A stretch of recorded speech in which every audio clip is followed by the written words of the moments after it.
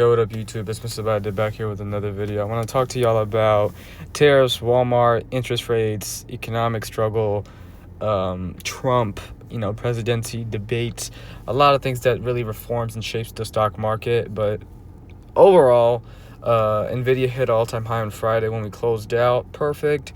Walmart had another rally up. Perfect, right? Everything is perfect, correct?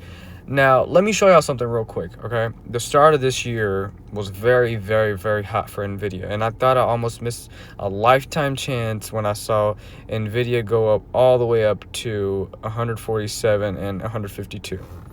Okay, a couple months later, take January, February, March, April, all right?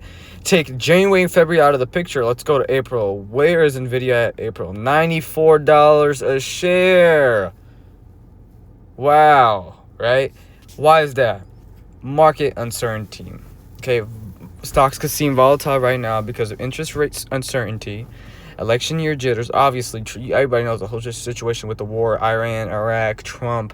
They're sending bombs over there. Iran is threatening, right? Everything just... The stock market is going to find a way to make money off of every single news, because what that news builds is people being uncertain. Y'all don't realize some people might have dumped, some people might have dumped, let's say 10,000, 20,000 right here when they see a rally up. And then they're up 10%, they sell it right there. Money like that is thrown in certain assets because some people have more knowledge and they have more experience than everybody else. When 9/11 happened in around the 2000s, what do you think people did in the stock market? People were making money. That's the harsh reality of swing trading, or making quick money off of quick fundamental news. We could have an airplane, God forbid, right? We can have a airplane crash. Okay, worst case scenario, that stock airline, guess what's gonna happen?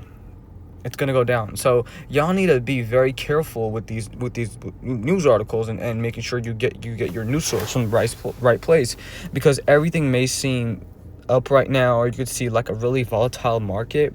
That's because of uncertainty. We're waiting on July 9th. The Fed has not announced anything about rate cuts or really talking about the economic state. And what are we looking at as America in a whole? How much money have we spent on the war so far? How much money are we spending on Iran, Iraq, Russia, Ukraine war? Like, how much money are we just dumping in these wars? And what are we doing for our our markets, our people, right? So small topics like this can have a major impact. For example, April 7th, this date stays in my head forever, right? Look at April 9, April 10, April 7. These are buying opportunities. I want y'all to look at these and just look at yourself, and just say the market went from $83 a share in AMD to $138 within 2 months, all right?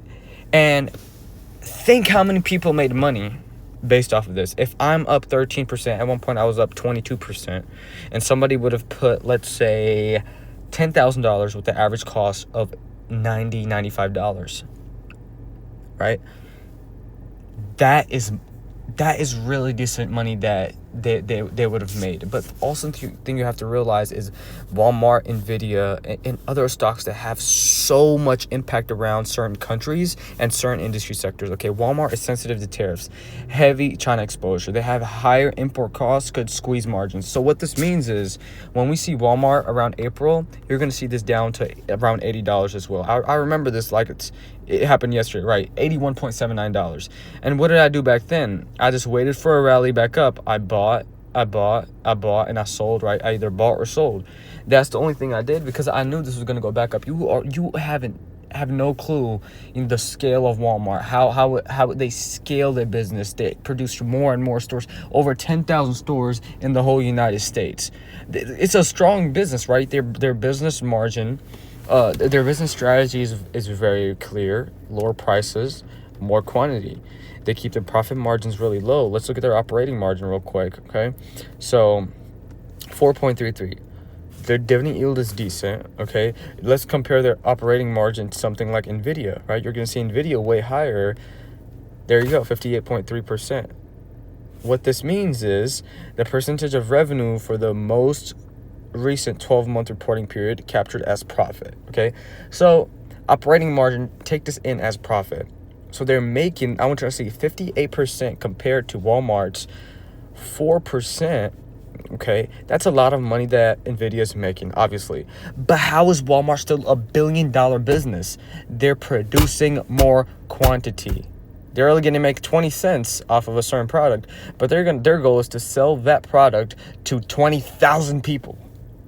Right? So I looked at this and I was like, this is a very strong business, and I think it's going to definitely recover from every single dip that we see. Now, you can swing trade this. You can hold this long term. This could be a retirement stock. Walmart is one of the retirement stocks that I will definitely have in my portfolio sooner or later. I have one more month till I get really down to the money. We're going to move to Robinhood, move to Webull. I'll talk about that more, okay? But anyways, Walmart is a defensive stock. In downturns, Walmart holds better than tech due to consumer staple focus. What does this mean? You're going to need food, water, shelter, clothes, regardless of what is happening in the world. All right? You're going to have to eat to survive. That's one of the key factors of life. You have to. You cannot do that without, you cannot survive without eating and having food, water, whatever. And if Walmart has a business strategy of selling at a low price, low profit margin, right, and just selling more quantity, guess what business is going to do better? Walmart compared to Nvidia, AMD. If Nvidia goes down, you don't need a computer and a laptop to live the rest of your life. But I'm sure you need food and water. Okay, so really pick some of these stocks with a lot of thought process behind it. Obviously, you can make over 100% back on your money with a stock like Nvidia, right? Like at one point, Nvidia was up over 120% on the year. Let's look at the 2024 run. Let's look at the end of 2023, 2024 run. I have to bring this up all the time. My investments in Nvidia go all the way back almost 2 years ago. And look at how many times I've bought and sold in the stock. Bought and sold, bought and sold. Do not feel like you've missed this run. This can go right back down to 140 in the matter of a couple of days. And it will happen if July 9th doesn't go as planned. So keep that in mind, all right? So AI leader, but priced high. The only reason NVIDIA is priced high, well, they have no competitors. They can do whatever they want. It's their product. If something is $10, they can sell it for $70. Boom, make a $60 profit. That's basically what NVIDIA is doing right now, okay? China risk. Basically, export restrictions or tariffs can impact growth as well. China is limited. Trump is limited. I want y'all to realize that it's 3 to 4 years, 5 years, we're going to switch presidents, right? If you look at these 3 to 4 to 5 years as buying opportunities, if the market goes down, you're going to set yourself for the next 3 to 4 years. And while you're stacking up money these 3 to 4 years, you're still building up your portfolio to bring you back thousands of dollars, okay? So buy quality on dips. Stick to your plan. Don't chase the hype or dump on fear. What does this mean? Do not dump your portfolio on fear. If I'm down 70, 80% and I'm long on a stock, first of all, I feel like you should definitely have a stop loss in any investment you make, okay? And having money secured is very important. If I look at that S&P 500, this is one of those stocks where I can just close my eye and buy the stock. I'm so confident on this ETF and I'm so confident on the QQQ that these are 2 ETFs that I will buy and buy till I want to retire. Okay, compound interest on these stocks I've looked at the research and I personally think these 2 ETFs are a must. So when I'm talking about me being up 9% and I'm halfway through the year, okay, my first investment this year was literally January, and I made myself a promise I was going to hold this till the end of this year. If I end this year at 13 to 14% on the S&P 500, I'm going to be long on the QQQ or the S&P 500 for the rest of my life. I want y'all to look at that discipline. And I'm going to do that one, Webull. That's a whole different video for a whole nother day.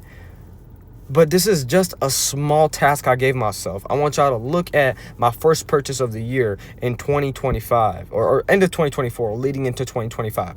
So here's where I started loading up. Okay, so look at June 7, 2024. I sold the S&P 500, and I realized, man, I could have made some decent amount of money back. It took me a few months. I was new to the game. December 13th, I buy 50, 5, 1, 2, 25, 27, 20, and I'm only buying. If you look, I'm only buying. Bought. Even the month of April, I'm only buying. And I'm reinvesting my dividends. My last investment was April 30th, where I'm reinvesting a dividend. If I see the stock, if this ETF under $600, guess what I'll do? Buy more. Okay? Simply because I've seen the historic graph, and I've seen the value of compound interest over time in the S&P 500. Worst case scenario, you don't want to be too risky. Invest your money in Nvidia, Walmart, AMD. Close your mouth, wait for a market dip, invest at, these levels right here. Investing at 617, 600, 599, right? Invest at these levels, wait it out. The money is going to be made. I did absolutely nothing. I sat home, I woke up, I went to work, come back, slept, watched a couple TV shows, made videos, did my research, and I'm up 9% in the matter of 6 months. And I've only invested $250. If I would have invested more, maybe rinse out my profits and go back in, I would have been generating more income. But I'm doing it the lazy way, just to show y'all that the money can be made the simplest way possible. Let your money work for you. Make sure you don't work for your money, and don't overcomplicate. The market is simple, right? Control your fears. Buy quality on dips. Mr.BuyTheDip is out. I hope next week brings us joy. July 9th should be fun. All right, I'm sitting back, relaxing, and watching. No matter what happens, I'm still long on Nvidia, still long on QQQ, S&P 500, Walmart. All right, I'm closing my eyes on buying these till the day I retire. All right, thank you guys for watching. Like and subscribe.